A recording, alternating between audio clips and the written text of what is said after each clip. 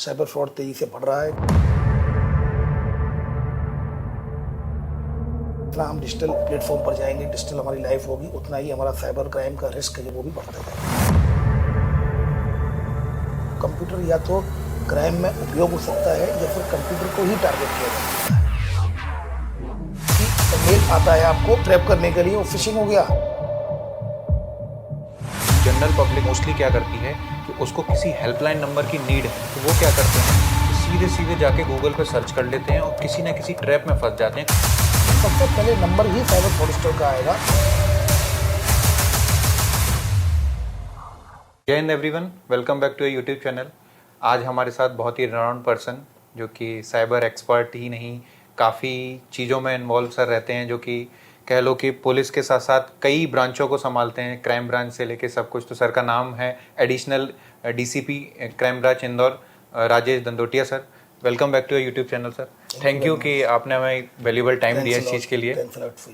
Sir, हमारा सबसे पहला सवाल यही बनता है कि ये जो मैं पॉडकास्ट है इसमें थोड़ी थोड़ी बायोग्राफी भी कवर करता हूँ, तो आपकी जर्नी पुलिसिंग में स्टार्ट कैसे हुई थी सर? मैं सिलेक्ट हो गया स्टेट सिविल सर्विसेज में। Okay. और पुलिस में आ गया। पुलिस बनना तो नहीं चाहता था, लेकिन जैसे ही पुलिस में मैं आया, पहले मैं क्रिकेटर बनना चाहता था जी। और क्रिकेटर नहीं बन पाया। फिर मैं स्टेट सिविल सर्विसेज में आया और डीएसपी के रूप में सिलेक्ट हुआ। जी। सिलेक्ट होने के बाद फिर ये मेरी जर्नी रही। तो फिर मैं धीमे धीमे काफ़ी इंटरेस्ट आया। और अब मुझे ऐसा लगता है अगर पुलिस में नहीं होता तो शायद कहीं भी मेरा मन नहीं लगता, क्योंकि पुलिस में जितना एडवेंचरस है और जितना आप लोगों की मदद करते हैं और जितना इंटरेस्टेड, जैसे क्राइम को डिटेक्ट करना, क्राइम अपने आप में एक ग्लैमरस फील्ड है। आपको लगता है कि आपको ये डिटेक्ट करना है, तो निश्चित रूप से इसमें आपका काफ़ी पर्पज़ हल होता है। तो मैं थैंक्स टू एवरीवन कि मैं पुलिस में हूँ और पुलिस में मैं कंटिन्यू कर रहा हूँ। I am enjoying my job. अच्छा सर, आपका नेटिव प्लेस कहाँ कहाँ, मतलब नेटिव प्लेस मुरैना डिस्ट्रिक्ट है, जो कि मध्य प्रदेश में है। मुरैना डिस्ट्रिक्ट। तो सर हमारे पास के ही हैं, हम भी आगरा से ही हैं। और ओके जी। सर नियर बाई की, क्योंकि वो आपका टच ही आ रहा है टोन में, उस वे में। और आपका जो वर्किंग स्टाइल हमने देखा है सोशल मीडिया पे, उस तरीके का है कि एकदम जोश के साथ सारी चीज़ों को हैंडल कर लेना, हर सिचुएशन को। तो सर जैसे कि आप पोस्टेड हैं क्राइम ब्रांच में, और हमने देखा है कि आपका बहुत मोटिवेशन रहता है समाज के लिए, हर चीज़ के लिए। एक साइबर सुरक्षा जो कि एक ऐसी लड़ाई शुरू हो चुकी है देश में कि इसके लिए आप बहुत जागरूक कर रहे हैं। तो ये जर्नी कहाँ से आपको पैशन आया? देखिए, सबसे पहले तो ये है कि साइबर क्राइम मध्य प्रदेश में ही नहीं, इंडिया में ही नहीं, बल्कि ऑल ओवर द ग्लोब अगर हम देखेंगे तो ये बिगेस्ट चैलेंज है। ये I think it's number 1 challenge to each and every country, और प्रत्येक सिटीजन के लिए, प्रत्येक इंडिविजुअल के लिए ये। और इसके अलावा साइबर टेररिज्म जो कि काफ़ी डेवलप हुआ है, और तो ये भी बड़ा इम्पोर्टेंट है और ये बिगेस्ट चैलेंज है। और ये आगे चल के इसको बढ़ना ही है। ये बेसिकली इवॉल्विंग स्टेज में है और हम कोशिश कर रहे हैं कि इसे कम्बैट करने की, बट अभी स्टिल हम ट्रांजिशन फेज में हैं। अभी भी कई चीज़ें ऐसी है जिसमें कि अभी काफ़ी डेवलप होने की ज़रूरत है, क्योंकि जब तक हम जो कर पाते हैं तब तक जो क्रिमिनल है वो नए ट्रेंड लेकर आ जाता है और फ्रॉड करता है लोगों के साथ। और जिस तरह से साइबर फ्रॉड की घटनाएं बढ़ रही हैं, अगर आप देखेंगे अकॉर्डिंग टू जो एनसीआरबी, जो national cyber crime reporting portal में, पर डे 7,000 मोर देन 7,000 से ज़्यादा कंप्लेंट रजिस्टर्ड होती हैं। और ये कहीं ना कहीं ऑल ओवर वर्ल्ड देखेंगे हम तो हर 37 सेकंड्स में एक साइबर फ्रॉड का ट्रैप हो रहा है। और कहीं ना कहीं 1 मिनट में दो जो डाटा ब्रीच के मामले सामने आ रहे हैं। तो निश्चित रूप से साइबर फ्रॉड तेज़ी से बढ़ रहा है, क्योंकि हम तेज़ी से, हमारी लाइफ पूरी डिजिटल होती चली जा रही है। हमारी डिपेंडेंसी डिजिटल, हम डिजिटल लाइफ जी रहे हैं। तो कहीं ना कहीं जितना हम डिजिटल प्लेटफॉर्म पर जाएंगे, डिजिटल हमारी लाइफ होगी, उतना ही हमारा साइबर का जो क्राइम का रिस्क है, जो थ्रेट है, वो भी बढ़ता जाएगा। सर आपने बहुत अच्छा बताया। कुछ हम दो चार बेसिक बातों से इसलिए शुरुआत करेंगे कि ये वीडियोस क्या है, बहुत गांव-गांव तक जिन लोगों को जानी चाहिए वो, कि एग्जैक्टली साइबर अपराध है क्या। लोगों को पता ही नहीं है कि साइबर अपराध क्या है। देखिए, साइबर अपराध में ऐसा कोई भी अपराध जिसमें कि मोबाइल का यूज हो और किसी कंप्यूटर का यूज हो या किसी नेटवर्क सिस्टम का यूज हो। नेटवर्क सिस्टम का यूज होने से काफ़ी वाइड हो जाता है। और कंप्यूटर का, जैसे मैंने बताया, तो कंप्यूटर या तो क्राइम में उपयोग हो सकता है या फिर कंप्यूटर को ही टारगेट किया जा सकता है। तो ऐसे अपराध को हम साइबर अपराध कहते हैं। और इनसे बचने के जो उपाय हैं, जो हम प्रिकॉशंस लेते हैं, रोकथाम करते हैं, जो सॉफ्टवेयर एंटीवायरस, जो भी हम रोकथाम करते हैं, वो उसके सिक्योरिटी मेजर्स जो हैं उसको हम साइबर सिक्योरिटी बोलते हैं। ओके। इसके अलावा सर दूसरा मेरा प्रश्न ये है कि आजकल देखा जा रहा है, जैसे कि मैं सीधे सवालों पे ही आता हूँ कि जो लोगों के मतलब प्रॉब्लम्स होती हैं, आजकल हम देखते हैं कि जनरल पब्लिक मोस्टली क्या करती है कि उसको किसी हेल्पलाइन नंबर की नीड है, तो वो क्या करते हैं कि सीधे सीधे जाके गूगल पे सर्च कर लेते हैं और किसी ना किसी ट्रैप में फंस जाते हैं। कई बार ऐसा देखा गया है, पीछे के जो लोग हैं वो बड़े स्मार्टली प्ले करते हैं। जो आप जिस फ्रॉड के बारे में बात कर रहे हैं वो कस्टमर केयर फ्रॉड है, यस, जिसको बोलते हैं कस्टमर केयर फ्रॉड है, लेकिन उसमें कई वेग है बेसिकली। इसमें आप किसी हॉस्पिटल का नंबर ले रहे हैं, किसी हेल्पलाइन नंबर ले रहे हैं, किसी डॉक्टर का नंबर ले रहे हैं, इनफैक्ट किसी स्कूल का नंबर ले रहे हैं, इवन किसी वो बाबा रामदेव के आश्रम में जो बुक कराने के लिए, होटल बुक कराने के लिए आप ले रहे हैं, आश्रम बुक कराते हैं और आपके साथ फ्रॉड हो जाता है। आपके पॉडकास्ट के माध्यम से मैं ये बताना चाहूँगा सभी लोग जो जितना इसको देख रहे हैं कि आप कभी भी कस्टमर केयर का नंबर, हेल्पलाइन नंबर, होटल का नंबर, किसी बैंक का नंबर डायरेक्टली हम गूगल से न लें, क्योंकि हम गूगल से लेते हैं तो क्या होता है कि वो जो साइबर फ्रॉडस्टर्स ने अपने नंबर को सर्च इंजन ऑप्टिमाइजेशन के तहत हायर रैंक करा लिया गया है। तो ऐसी स्थिति में जब भी आप ऐसी कोई भी चीज़ जो सबसे ज़्यादा सर्व की गई हो उस गूगल पर, तो जैसे ही आप उसको टाइप करेंगे, सबसे पहले चूँकि साइबर फ्रॉडस्टर्स ने उन नंबरों को हायर रैंक करा लिया, सबसे पहले नंबर ही साइबर फ्रॉडस्टर का आएगा। 100 आउट ऑफ 100 साइबर फ्रॉडस्टर्स के नंबर आएंगे और जैसे ही आप को कॉल करेंगे और आप ट्रैप होते चले जाएंगे, फिर वो आपको बोलेंगे ठीक है ऑनलाइन अपॉइंटमेंट आपका हो गया, या फिर आपको एक लिंक देंगे कि आपको ये फॉर्म भरना पड़ेगा हमारा, ये कंप्लेंट रजिस्टर करा दो, और आप पता नहीं चलेगा कब आपने लिंक क्लिक किया, कब फॉर्म भरा, कब आपने पर्सनल इन्फॉर्मेशन शेयर कर ली, या फिर आपके मोबाइल में APK फाइल डाउनलोड होगी, या फिर कोई स्क्रीन शेयरिंग ऐप डाउनलोड हो गया और कहीं ना कहीं फिर आपके बिना OTP बताए और आपके पैसे कट जाते हैं। तो इस तरह की कई घटनाएं सामने आई। मेरे पास अभी एक घटना आई थी, मैं आपको रिसेंटली बताता हूँ। विक्टिम आया था जी 2 महीने पहले। उसके साथ क्या हुआ था कि उसने बताया कि सर मुझे हॉटस्टार को डीएक्टिवेट कराना था, क्योंकि मैं टाइम नहीं था मेरे पास कि मैं उसको देखूं। मेरे पास मैसेज आया था कि कल रिचार्ज हो जाएगा, 499 आपका कट जाएगा। तो मैंने सोचा कि मैं इसको डीएक्टिवेट करा दूं, तो मैंने उसका गूगल के कस्टमर केयर से, हॉटस्टार के कस्टमर केयर का नंबर लिया गूगल से। जब वो हॉटस्टार के कस्टमर केयर का नंबर लिया तो मैंने उससे बात की, 2 घंटे में देखा तो मेरा अकाउंट खाली हो गया, 1,20,000 रुपये का फ्रॉड हो गया। नॉट ओनली दैट, उसके बाद ICICI बैंक से कॉल आया, आपके नाम से 18 लाख का पर्सनल लोन भी ले लिया गया। तो 19,20,000 का फ्रॉड हो गया। अब बेचारे की EMI शुरू हो गई। तो आपको ऐसा लगता है कि आपके साथ जो साइबर फ्रॉड होगा 10-20 हज़ार का, 25 हज़ार का फ्रॉड, 50 हज़ार का फ्रॉड, इसकी कोई लिमिट नहीं है बेसिकली। अब आप देखिए अकाउंट तो खाली हुआ ही, साथ में उसकी एक ऑब्लिगेशंस और बन गई, उसकी EMI बन गई। वो बेचारा इतना परेशान हो गया था कि उसमें हालांकि FIR हुई, इन्वेस्टिगेशन हुई। बट इस समय चूँकि इस पॉडकास्ट के माध्यम से मैं ये कहना चाहूँगा कि आपको बहुत संभल कर ये नंबर लेने हैं। बेस्ट ये है कि आप कंपनी की ऑथेंटिक वेबसाइट पर जाएँ, हॉस्पिटल की ऑथेंटिक ऑफिशियल वेबसाइट पर जाएँ, बैंक की ऑफिशियल वेबसाइट पर जाएँ, होटल की ऑफिशियल वेबसाइट पर जाएँ, और कोशिश करें कि सिक्योर्ड वेबसाइट पर जाएँ जिसमें HTTPS जिसमें ताला बना रहता है, सिक्योर्ड वेबसाइट पर जाएँ। और आपको ऐसा लगता है कि ये जो वेबसाइट है वो कहीं ना कहीं सस्पिशियस है, तो virustotal.com के नाम से एक वेबसाइट है जिसमें कि कई एंटीवायरस हैं जो कि स्कैन करके आपको ये बता देगा कि ये संदिग्ध है या नहीं। तो ये कुछ चीज़ें हमें मेजर्स लेने होंगे। इसी से सर जुड़ता हुआ ही सवाल है कि फिशिंग क्या है और इसके हमले से बचा कैसे जा सकता है सर? देखिए फिशिंग, विशिंग, स्मिशिंग, ये 3 टर्म्स हैं। Yes sir. और बेसिकली अगर अपन ये सोचें कि पहले हम फिशिंग को अगर उसी से जोड़ा जो F से फिशिंग होती है, तो हम क्या करते हैं, कांटा डालते हैं, कोई ना कोई मछली फंस जाती है। But it is different fishing, it's PH। Yes sir. पर देखेंगे तो बात एक ही है। मतलब फिशिंग क्या होता है, आपके पास फिशिंग, स्मिशिंग, विशिंग। अगर आपके पास मेल आ रहा है कोई, जो कि मेल आता है आपको ट्रैप करने के लिए, वो फिशिंग हो गया। और स्मिशिंग हो गया जिसमें कोई SMS के माध्यम से आपको ट्रैप किया जा रहा है और कहीं ना कहीं फेक SMS आ रहा है, तो वो स्मिशिंग हो गया। विशिंग मतलब आपके पास कोई कॉल आ रहा है। तो these are 3 minute difference, phishing for mail and smishing for SMS and vishing for voice. तो ये बेसिकली ट्रैप करने का ही वो है। अगर कोई फेक मेल आ गया मेल में आपको, क्योंकि लगातार ये लोग कोशिश करते हैं, जिस तरह हम फिशिंग करते हैं कोई ना कोई मछली फंस जाए, ऐसे ये लोग लगातार कोशिश करते हैं। लाखों मेल्स, अननोन फेक मेल्स भेजते हैं, लाखों कॉल्स करते हैं, कभी बैंक के मैनेजर बन के, कभी KYC अपडेट करने के नाम पर, और कहीं ना कहीं SMS भेजते हैं कि बिजली का बिल नहीं भरा गया है, आयुष्मान योजना का लाभ उठाइए, गवर्नमेंट योजना को लिखते हैं, या इनकम टैक्स का रिटर्न नहीं भरा गया है। तो इस तरह के ये बेसिकली ये पार्टी पूरा ये फिशिंग का ही पार्ट है सारा। सर इसमें लोगों को ये भी जानना बहुत ज़रूरी है कि हमने कई बार देखा है कि हम किसी ने, हमारे कोई साथी ने या स्कूल कॉलेज ने किसी ने भेज दिया कि यार इस फॉर्म को फिल कर दे, ये कर दे।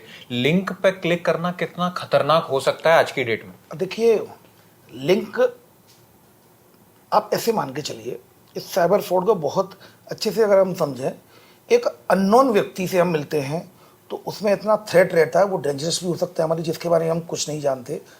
तभी हमें हमारे पेरेंट्स थे, गार्जियन से, जब भी हम घर से बाहर निकलते थे, स्कूल जाते थे, तो हमें समझाते थे किसी अपरिचित व्यक्ति से बात नहीं करनी है, उसकी बातों में नहीं आना है।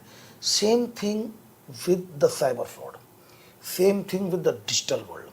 अननोन लिंक, अनआइडेंटिफाइड सोर्स से किसी ऐप को डाउनलोड नहीं करना।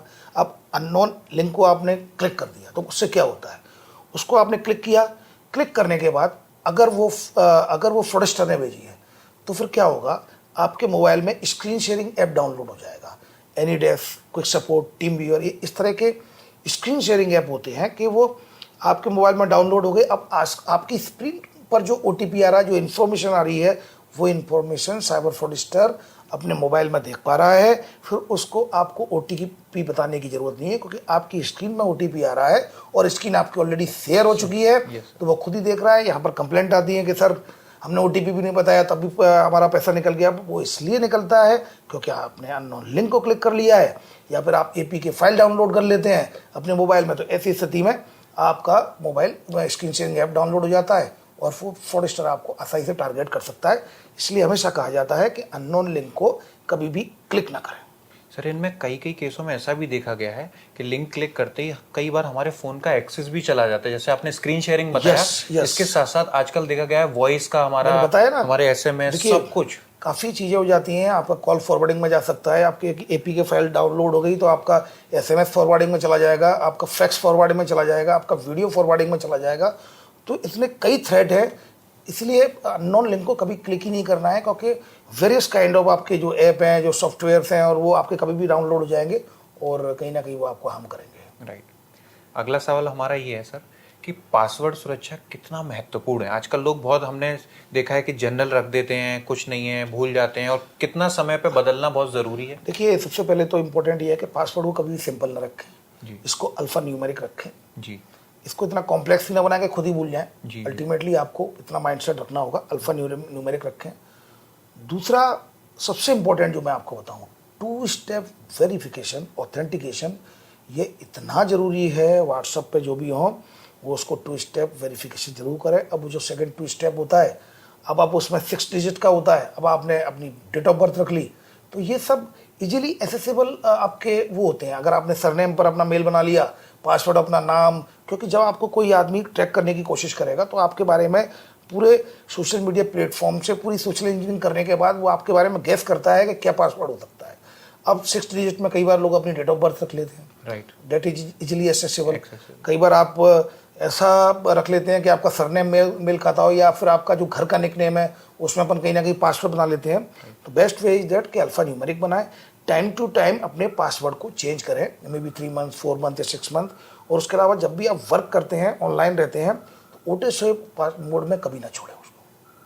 अभी सर अगर हम देखा जाए देश में, तो सबसे ज़्यादा ट्रेंडिंग क्राइम सर किस टाइप के आ रहे हैं जिससे हमें सावधानी बरतनी चाहिए? सबसे ज़्यादा अगर आप देखेंगे, सबसे ज़्यादा जो पैसा जा रहा है साइबर फ्रॉड में, वो है ऑनलाइन टास्किंग, ऑनलाइन ट्रेडिंग, जो शेयर ट्रेडिंग, क्रिप्टो करेंसी में इन्वेस्टमेंट। ये नंबर 1 है। इसमें 34 to 35% ऑफ टोटल कंप्लेंट जो NCRP कंप्लेंट है ऑल ओवर इंडिया में, वो अकेले इसी की है। ये फर्स्ट रैंक पे है और इसमें पैसे काफ़ी ज़्यादा जाते हैं। जैसे मैं आपको बताता हूँ, जी सर, परिचित बनकर फ्रॉड करना कि भाई मुझे तुम्हारे पिताजी के पैसे भेजने थे, तुम अपने अकाउंट नंबर भेजो। इसमें कितना जाएगा? 25,000, 50,000, क्योंकि एक बार में जाएगा। आपने अननोन लिंक क्लिक कर ली, 1 लाख, 2 लाख कट जाएंगे, 3 लाख कट जाएंगे। इन सब की लिमिट है। लेकिन ऑनलाइन टास्क शेयर ट्रेडिंग में कोई लिमिट नहीं है।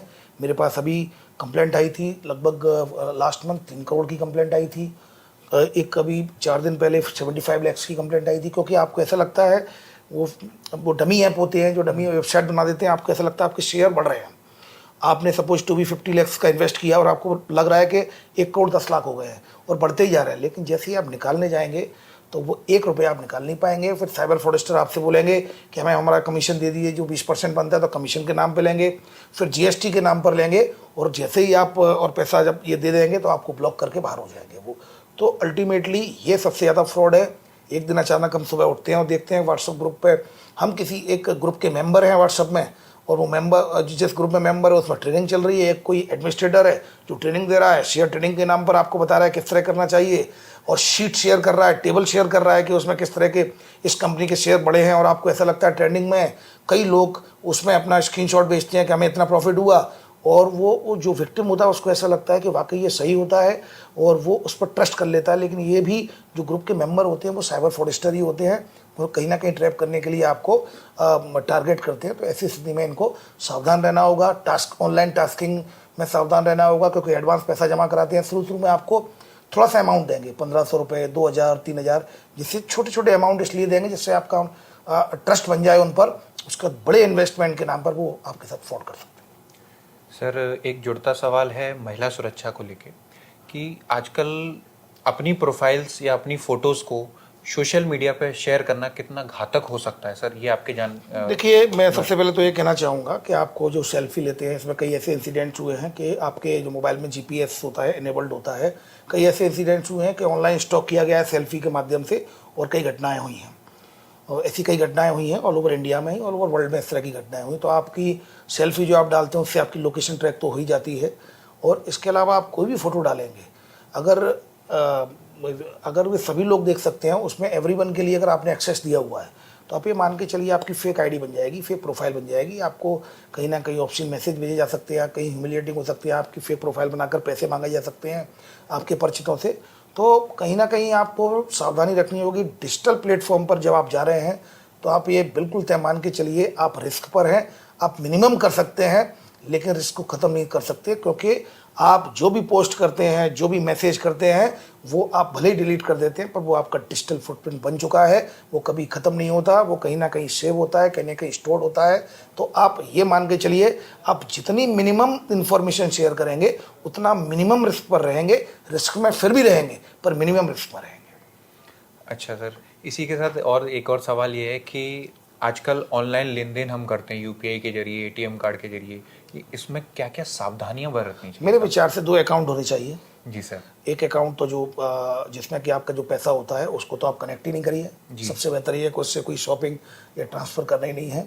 और एक जो आपका जो दूसरा अकाउंट बनाया जाए उसमें कुछ पैसा हो, 1 लाख 2 लाख इतना पैसा, और वो आपके सभी लोग ऑनलाइन शॉपिंग सभी जगह से उसको आप अपने ई-बैंकिंग से आप उसको कनेक्टेड कर दें, और उसमें आप अपने करते रहें जो वर्किंग करते हैं।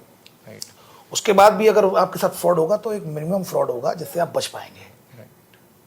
सर, आजकल जो नई टेक्नोलॉजी आ गई जैसे को बोलते हैं कि वॉइस क्लोनिंग, डीप फेक, बहुत खतरनाक हो रहा है। क्योंकि चलो ये हम ऊपर लेवल पे या जो सिटीज़ में कहीं कहीं पता भी चल गया है, लेकिन यही अगर थोड़ा डीप हम गांव लेवल पे जाएं या विलेज देहात में जाएं तो वहाँ क्या है कि जैसे किसी ने डीप फेक कर लिया किसी महिला का या किसी लड़की का, तो एक तो पेरेंट्स एक्सेप्ट नहीं कर पा रहे हैं इस चीज़ को, उनको ये लगता है कि नहीं ये हो सकता है शायद हमारी बच्ची नहीं किया हो। तो एक इसमें एक पेरेंटिंग टिप भी दीजिए सर कि उनको ये चीज़ समझनी चाहिए, और अपराध को ये है कि आप रजिस्टर कराएं, उसको कोई घटना हुई है तो उसको समझें और बच्चों की बात, क्योंकि ये मानसिक संतुलन बच्चों का बहुत खराब हो रहा है साहब इससे। देखिए, ये इवॉल्विंग स्टेज पर है। ये AI के जरिए अभी 1 मिनट का अगर आपका ऑडियो मिल जाता है तो उसमें आपके वॉइस क्लोनिंग हो सकती है, और फिर उसको कुछ भी कहलवाया जा सकता है, और वीडियो बन रहे हैं अभी कहीं ना कहीं इस तरह की कंप्लेंट्स आ रही है। अभी हालांकि वॉइस मॉड्यूलेशन वाली कंप्लेंट्स आई हैं, वीडियो की अभी तो नहीं आई हैं इंदौर क्राइम ब्रांच में। लेकिन ये एक बड़ा एक डेंजर है, क्योंकि बड़ा थ्रेट है। आज अगर मेरा 1 मिनट का, जैसे आप अपना ही अगर यूट्यूब का ये चल रहा है, ये पॉडकास्ट चल रहा है, इसमें ही आपकी ये वॉइस निकाल के मेरे नाम से ही वॉइस मॉड्यूलेशन करते हुए थ्रेट कर दी जाए या फिर किसी से पैसा मांगा जाए, तो कहीं ना कहीं डिफेमेशन, ह्यूमिलिएशन के भी चांसेस बहुत ज़्यादा रहेंगे। मैं इस पॉडकास्ट के माध्यम से जो भी व्यूअर्स हैं, जो देख रहे हैं इसको, उनसे ये कहना चाहूँगा कि कभी भी किसी के साथ फ्रॉड होता है उसको कल्प्रेट ना माना जाए, उसको विक्टिम माना जाए। हमारा बच्चा अगर सपोज ऑनलाइन गेमिंग ऐप है, गेमिंग ऐप को डाउनलोड कर रहा है और कहीं ना कहीं अननोन सोर्स से उसने ऐप को डाउनलोड कर दिया, पता चला कि एक फ़ाइल डाउनलोड हो गई और कहीं ना कहीं मोबाइल को कंप्रोमाइज़ कर लिया और उसके साथ फ्रॉड हो गया, हम उसको विक्टिम की तरह ही बिहेव करें। हम उससे ये ना बोलें कि तुमने ऐसा क्यों किया, ऐसा क्यों नहीं किया, ये सावधानियाँ क्यों नहीं ली। ये सावधानियाँ सारी प्रायर होती हैं। अगर हम दे पाए तो अच्छी बात है। सावधानियाँ क्या रखें, इसके लिए सबको अवेयर होने की ज़रूरत है। किसी को पता ही नहीं है कि हमें क्या सावधानियाँ रखनी है। तो किसी के साथ भी साइबर फ्रॉड होता है, उसको कल्प्रिट न मानते हुए उसको विक्टिम माना जाए। अगर वो सेक्सटॉर्शन में फंस जाता है, ट्रैप हो जाता है, तो बेचारा घबराता है कि मेरा वीडियो बन गया है, अब सब जगह मुझे ह्यूमिलिएशन होगा। नहीं, उसके साथ सिंपैथी रखें, उसको एक विक्टिम की तरह ही ट्रीट करें और उसको बिल्कुल रिपोर्ट करें। आप हमारे इंडिया में बड़ा एक वो है कि एक सिंड्रोम है, लोग क्या कहेंगे, बट इस सिंड्रोम से बाहर आना होगा। हमें रिपोर्ट करनी होगी। जब रिपोर्ट करेंगे तो चीज़ें हाईलाइट होंगी, प्लेटफॉर्म पर आएंगी, इलेक्ट्रॉनिक प्रिंट मीडिया में आएंगी, लोगों तक पहुंचेंगी, लोग अवेयर होंगे। यही एकमात्र तरीका है साइबर क्राइम से बचने का कि हम अधिक से अधिक लोगों को अवेयर कर पाएँ। जो भी मीन्स ऑफ कम्युनिकेशन अवेलेबल हो, चाहे प्रिंट मीडिया के माध्यम से, चाहे इलेक्ट्रॉनिक मीडिया के माध्यम से, या फिर एक दूसरे के माध्यम से लगातार वर्बली ही, लेकिन हमें लोगों को अवेयर करना होगा, लोगों तक अपनी बात पहुंचानी होगी। बहुत बहुत शुक्रिया साहब, आपने ये चीज़ बताई। और इसी से कुछ एक दो सवाल ऐसे हैं, जैसे कि आजकल ये देखा जा रहा है कि जो मतलब एआई का आपने बताया, डीफेक का बता दिया। अब सबसे महत्वपूर्ण सवाल ये है कि डेटा जो है, डेटा बहुत इंपॉर्टेंट चीज़ है। आज की डेट में यूथ डेटा को बहुत छेड़खानी कर रहे हैं, इधर का उधर ट्रांसफ़र करना, कहीं कुछ करना। जैसे जनरल अगर व्यू में हम लें, जैसे कि हम दो कपल्स हैं और उन्होंने ही एक दूसरे से डेटा शेयर किया, क्योंकि आप मुझ पर ट्रस्ट नहीं करते क्या, ये वो इस तरीके की बातें करके बड़ी बड़ी यूनिवर्सिटीज़ में देखा जा रहा है, इतना सर्कुलेट हो रहा है कि उन्होंने अपनी ऑफसेंस पिक्चर शेयर कर दी एक दूसरे से। फिर वो लड़का उन्हें ब्लैकमेल कर रहा है, फेक आईडी बना के उनसे लूट रहा है, कर रहा है। और वो इस तरीके की घटनाएं आ गई कि सर वो कहीं कहीं सुसाइड में भी कन्वर्ट हो गई। देखिए, मेरे पास एक केस आया था जिसमें लड़की सुसाइड करने वाली थी जी। लॉ स्टूडेंट थी। तो उसके फ्रेंड ने मेरे फ़ोन किया कि सर मेरी जो फ्रेंड है बहुत डल है और वो सुसाइड कर लेगी, वो बहुत परेशान है। तो बड़ी मुश्किल से, तो मैंने बोला कि तुम वो फ़ोन पे बात की उसने मुश्किल से, फिर मैं उसको कन्विंस किया आने के लिए। जब वो आई तब उसने जो बताया मुझे, उसने ये बताया कि उसका एक एडल्ट कंटेंट वाला video, obscene video, porn site पर अपलोड कर दिया है और वहाँ पर उसका मोबाइल नंबर लिख दिया है। अब उसके पास फ़ोन कॉल आ रहे हैं। और अब जिस लड़के के साथ वो वीडियो था, उसने बोला कि ये मेरा पुराना फ्रेंड था, ये कभी ऐसा कर नहीं सकता सर, ये किसी ने बदमाशी की होगी। तो फिर मैंने उसको बड़ा कंप्लेंट ली, उसको बाकायदा एनोनिमस का मतलब उसको कंप्लेंट लेते हुए और उसको रिसीविंग दी, जिससे कि रिसीविंग लगाए तो कम से कम उसके लगे। और मैंने बताया कि वो फेक वीडियो मेरा अपलोड कर दिया गया, इस तरह की कंप्लेंट ली। और उसके बाद मैंने लड़के को ट्रेस किया और ये लड़का वही निकला जिसके बारे में उसने बोला था कि ये नहीं कर सकता। और फिर अल्टीमेटली चीज़ें शॉर्ट आउट हुई। लीगल डिपार्टमेंट को भी लिखा, जो पोर्न साइट का जो लीगल डिपार्टमेंट होता है, वो सारी चीज़ें शॉर्ट आउट हो गई। बट इस पॉडकास्ट के माध्यम से मैं कहना चाहूँगा कि हम रिलेशंस में, इमोशंस में कैरिड अवे हो जाते हैं। आज जो चीज़ें अच्छी हैं वो सकता है कल ना हो, कल जो अच्छी हो सकता है वो परसों ना हो। आज हमारी कोई भी ऐसी कमजोरी किसी के पास ना हो। जीवन हमारा एक व्हीकल की तरह है जिसके हम खुद ड्राइवर हैं और हम अपने जीवन को जहाँ चाहे वहाँ ले जाते हैं।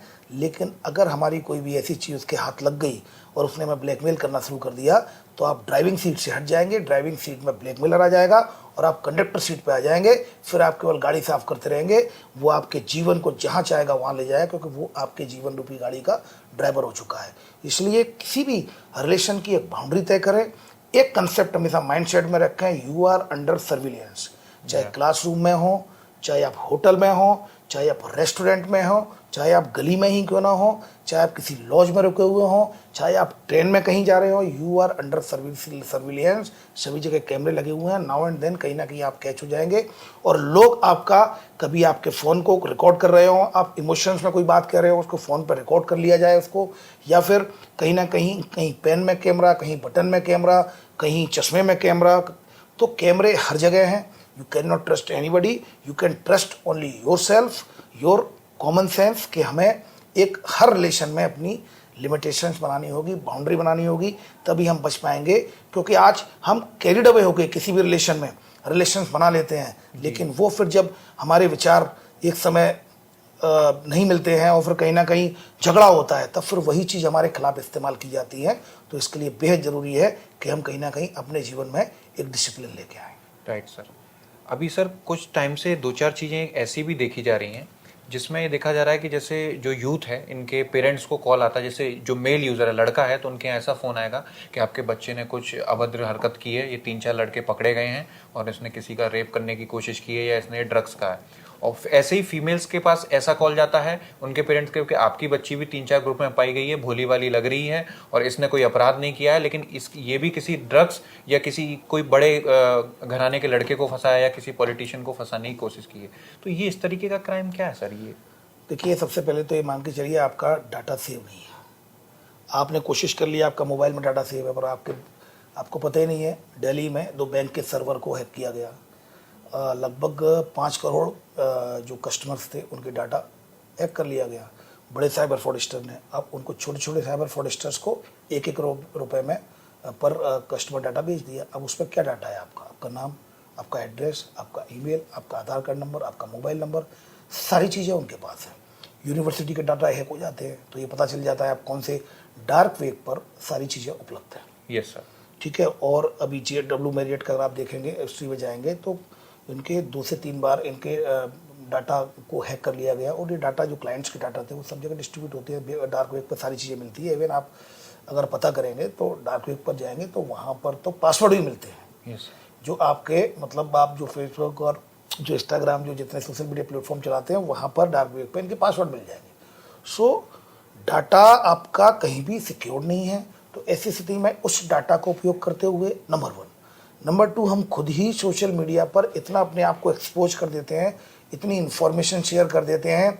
हमने डाली ट्रिप शिमला की, this is my younger brother, this is my sister, me with my parents at my Shimla trip. और अल्टीमेटली वो सोशल इंजीनियरिंग किए हुए लोग ये बताते हैं आपका नाम वो है, आपका एक छोटा भाई है, आपका कहीं 15 दिन पहले आप वहाँ गए थे ट्रिप पे, और आपको ऐसा लगता है कि ये व्यक्ति हमारे बारे में इतना जानता है, इट मीन्स कहीं ना कहीं वो सही होगा।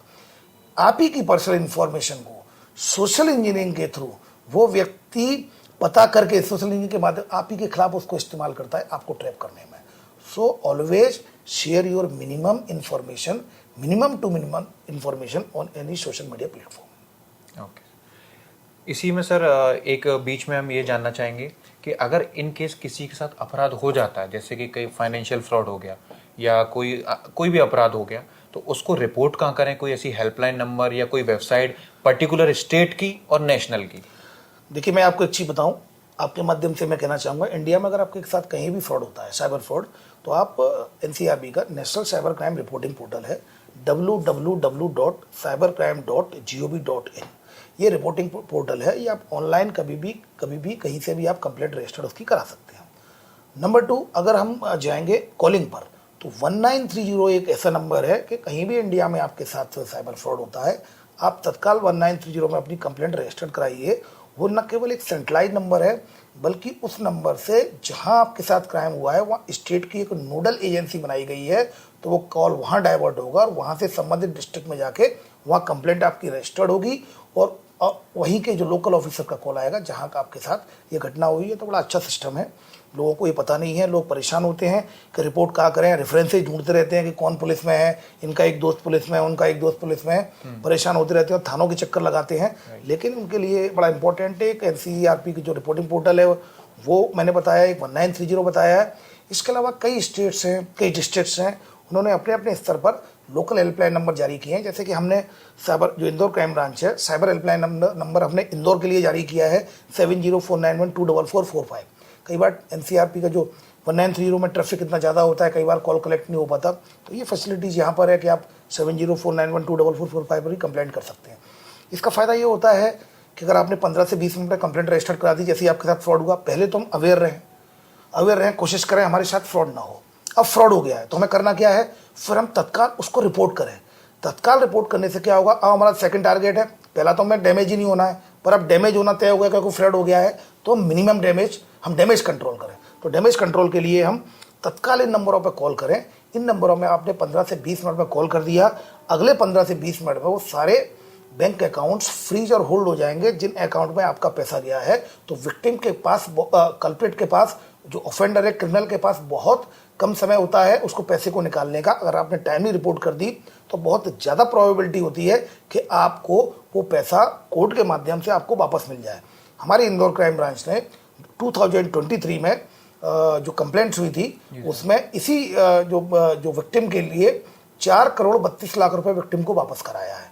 इसी तरह 2024 में जुलाई तक हम ऑलरेडी 5 करोड़ से ऊपर विक्टिम का पैसा वापस करा चुके हैं। पर रिमेंबर, ये वो विक्टिम है जिनको ये मालूम है वो जागरूक हैं कि अगर उनके साथ फ्रॉड होता है तो तुम्हें करना क्या है, कहाँ रिपोर्ट करनी है। तो इस पॉडकास्ट के माध्यम से भी मैं ये कहना चाहूँगा सभी लोगों से, ये जो आपको जो मैं बता रहा हूँ वो कहीं ना कहीं ये उस पर प्रिंट भी होगा, लिखा हुआ भी आएगा और नंबर भी आएगा, उसको आप अपने मोबाइल में आवश्यक नंबर डाल के इसको बिल्कुल सेव कर लें, क्योंकि ये now and then it's a matter of time. वो साइबर फ्रॉडस्टर सभी को ट्रैप करने की कोशिश कर रहे हैं, it's a matter of time. उनकी तो टैग लाइन है कि सबका नंबर आएगा। सर मेरा अगला सवाल ये है कि साइबर अपराधों से बचने के कानूनी प्रावधान क्या है? देखिए, कानूनी प्रावधान इसमें आईटी एक्ट में अगर आप जाएंगे तो आईटी एक्ट में कई कानूनी प्रावधान है, जिसमें 3 साल से लेकर के 5 साल तक की, इवन 7 साल तक की भी सजा है। और सबसे बड़ी बात यह है, जो हमारा नया कानून आया है जिसमें साइबर क्राइम को ऑर्गेनाइज क्राइम माना गया है, ये बहुत ये अच्छी बात है। और ऑर्गेनाइज क्राइम मान के 10 साल तक की सजा हो सकती है। इसके अलावा अगर साइबर फ्रॉड में डेथ भी अगर उसकी हो गई हो और ऑर्गेनाइज क्राइम माना गया है और विक्टिम की अगर डेथ हो गई है, कहीं ना कहीं इसमें कुछ मर्डर हो गया हो, तो फिर आप मान के चलिए कि आपको फांसी तक का भी प्रावधान है।